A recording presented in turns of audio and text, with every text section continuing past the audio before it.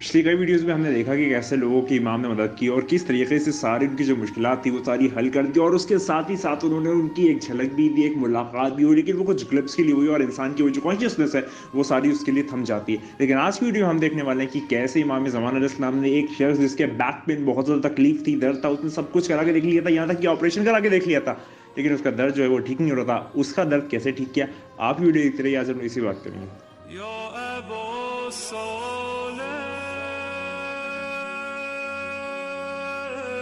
एक शख्स है वो ये वाक़या सुना रहा है, वो बता रहा था कि मैंने जो मैकेनिक का काम होता है, ये जो मैकेनिकल जो मशीन्स का काम होता है वो मैंने सीख लिया था और सीखने के बाद जो एक जू था, एक यहूदी आदमी था, उसकी वर्कशॉप में मैं काम करता था और मैंने देखा कि देखते ही देखते कुछ वक्त बाद मेरी जो कमर है, यानी कि वहाँ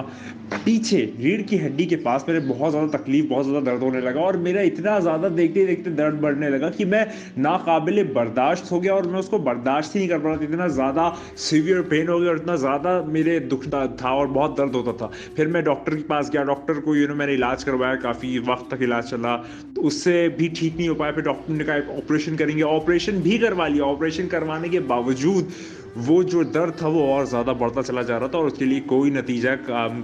कर नहीं हो रहा था, कोई उसके लिए मददगार साबित नहीं हो रहा था। और फिर डॉक्टर ने कहा कि हमने इतने वक्त तक आपका काम किया है, इतने वक्त तक आपकी जो इलाज है वो किया है, लेकिन फिर भी कोई चीज़ आपके शिफा बन के लग ही नहीं रही। यहाँ तक कि ऑपरेशन भी आपके लिए एक मददगार साबित नहीं हो रहा। तो अब बेहतर ये है कि इसको हम लोग और ना छेड़ें और जैसा जो चल रहा है वैसे ही चलते रहे, क्योंकि अगर हम लोग उसको और ज़्यादा पेनिट्रेट और ज़्यादा डिस्टर्ब करेंगे तो मे भी और चीज़ें ख़राब हो सकती हैं और मामला और बिगड़ सकते हैं और हो सकता है कि आप फिर एकदम एज एन मूव ही ना कर पाएँ, इतना ज़्यादा परेशानियां बढ़ जाए। तो फिर जब सारी मेडिकल लाइन से, बायोलॉजिकल इंस्ट्रूमेंट से हार गया वो साइंस एंड टेक्नोलॉजी से, तो फिर उसने रुख किया मस्जिद जमकरान का। मस्जिद जमकरान को बहुत ज़्यादा मकबूलियत हासिल है कि वहाँ पर इमाम आते हैं और इमाम का इस ज़माने में या हर ज़माने में जब से इमाम है वहाँ पर उनका रह गुज़र होता है और वो वहाँ पर मौजूद होते हैं। तो मस्जिद जमकरान क्या है, वो जिस शहर में था वहाँ पर नहीं था, मस्जिद जमकरान दूसरे शहर में थी। तो मस्जिद जमकरान पहुँचने के बाद वहाँ पर वो होटल में रुका था और होटल में वो रात को जाता था, कुछ वक्त वहाँ पर नमाज़ें पढ़ता था, मुनाजात पढ़ता था, दुआएं करता था और फिर आ जाता था। और ऐसे कई दिन गुजरे, लेकिन उसको ना इमाम की ज़ियारत हुई, ना कोई ख्वाब में कोई बात या कोई भी चीज़ नहीं हुई। फिर वो थोड़ा सा उदास हो गया था और उसकी जो आस थी वो सारी टूट रही थी। तो एक दफ़ा जब कुछ ही दिन बचे थे कि उसका वो अंदर से उसका जो बात है वो कह रहा था कि अब मैं चला जाऊंगा, कुछ हो नहीं रहा, लेकिन उसी रात उसको एक ख्वाब आया और ख्वाब में उसने देखा कि कोई मुझसे कह रहा है कि तुम अपना ज़्यादातर वक्त जो है वो मस्जिद जमकरान में जाग के गुजारो और ना कि होटल में सोते हुए। तुम होटल में बहुत ज़्यादा सोते हुए वक्त गुजारते हो, तो तुम ज़्यादा वक्त अपना मस्जिद जमकरान में गुजारो, वो भी रात को, और ज़्यादातर वक्त जागो वहाँ पर। तो फिर जब उसको ये हुक्म मिला अपने ख्वाब में, तो फिर वो मस्जिद जमकरान गया। जाने के बाद वहाँ पर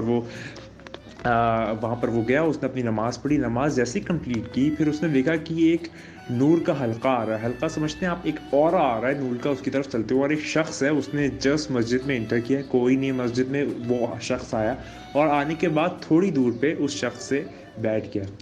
और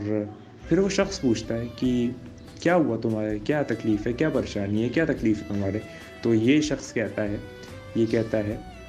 जो बैक पेन है, यहाँ पर बहुत अरसे से बहुत ज़्यादा दर्द है और मैंने सब कुछ करवा के देख लिया है,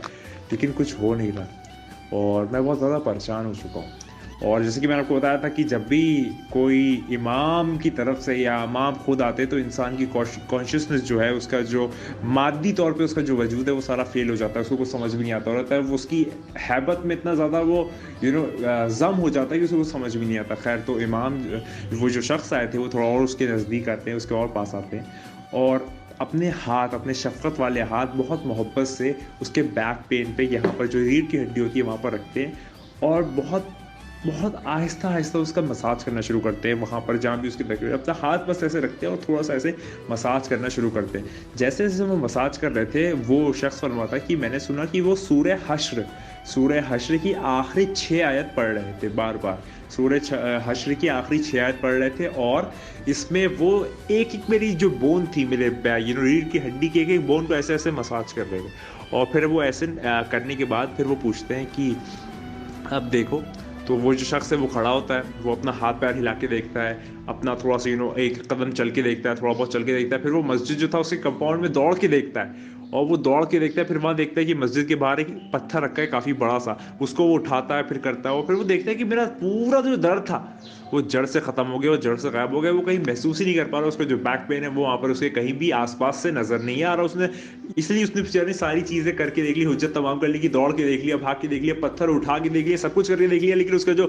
बैक पेन था वो कहीं भी आसपास नजर नहीं आ रहा था। और फिर जब ये सब कर कराने के बाद उसने जब एकदम मुतमईन हो गया तो उसने सोचा कि ये जो शख्स आए थे इन्होंने जो ही मेरा जो दर्द है वो ठीक कर दिया, तो मैं अंदर मस्जिद के जाता हूँ, क्योंकि वो दौड़ने बाहर आ गया था। और इनको बहुत शुक्रिया करता हूँ, इनका बहुत ज़्यादा थैंक्स करता हूँ, इनको बहुत ज़्यादा अकीदत पेश करता हूँ, इनका बहुत ज़्यादा ममनून और मशकूर होता हूँ कि इन्होंने मेरा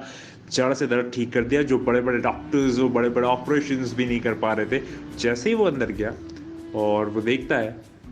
वो जो नूर का हल्का था, वो जो शख्सियत थी, वो जो पूरा मुजस्समा था, वो आस पास कहीं भी दूर दूर तक नज़र नहीं आ रहा था। वो उस जगह से गायब हो चुके थे, वो उस जगह से चले गए।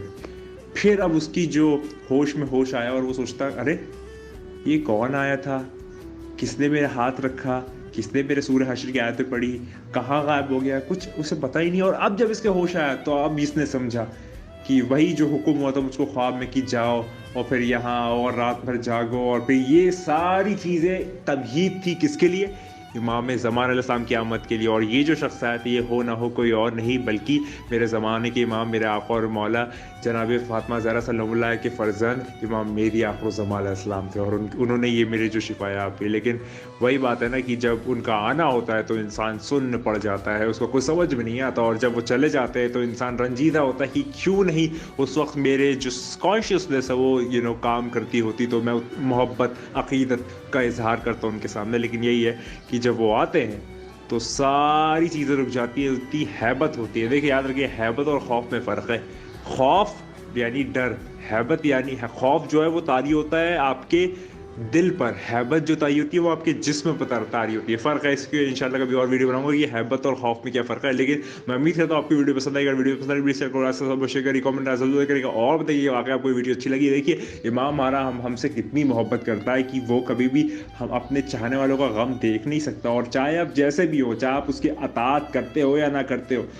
उससे आपका गम उससे देखा नहीं चाहता, वो मदद को हमेशा पहुंच जाता है। इमाम का फरमान, इमाम मेहदी आखिरुज़्ज़मान फरमाते हैं कि तुम यकीन की हदों में रहकर मुझसे बात करो, मुझसे मांगो, यकीन की हदों में रहकर बिलीफ के साथ मांगो। मैं ज़माने का इमाम नहीं कि जो तुम्हारी मदद ना करूँ, लेकिन क्या गोया हम यकीन की हदों में रहकर मांगते हैं उनसे, उनको अपना सरपरस्त समझते हैं, उनको अपना सरबराह समझते हैं, उनको समझते हैं कि वो मौजूद है और हमारी दुआओं को सुन रहे हैं, और वही है जो खुदा तक वसीला है, और वही है जो खुदा तक पहुँचाएंगे। क्योंकि आप अगर खुदा की जानिब चलना शुरू करेंगे ना तो आप शैतान के जो वसवसे हैं उनमें बहक सकते हैं, लेकिन जो वसीला मासूम पहुँचाता है ना अपने वसीले से, वो जो है वो डायरेक्ट तौहीद तक जाता है, खुदा तक फिर वो इंसान पहुंच जाता है, उसको खुदा की क़ुर्बत हासिल हो जाती है। मैं आपसे साथ लेता हूँ, फिर मुलाकात हो एक नई वीडियो में। मैं उम्मीद करता हूँ आपको वीडियो पसंद आई। मैंने पिछले काफ़ी वक्त से सीरीज़ मुलाकात बाय इमाम ज़हरा पे आ रही है, वो सारी वीडियोज़ लाजमी देखें, अपने मौजूद मेंबरान तक ज़रूर शेयर करें। मैं आपसे साथ लेता हूँ, फिर मुलाकात होगी नई वीडियो में। और जो हमेशा कहता हूँ यार, ये सारे वाक़या सुनने के बाद अपनी जो रुजू है वो इमाम की तरफ कर ले, ऐसा ना हो कि बहुत देर हो जाए। मैं आपसे साथ लेता हूँ, फिर मुलाकात होगी नई वीडियो में। तब तक के लिए हमेशा जो मैं कहता हूँ वो कहूँगा कि खुदा को याद करो यार, खुदा को याद करो। खुदा हाफिज़।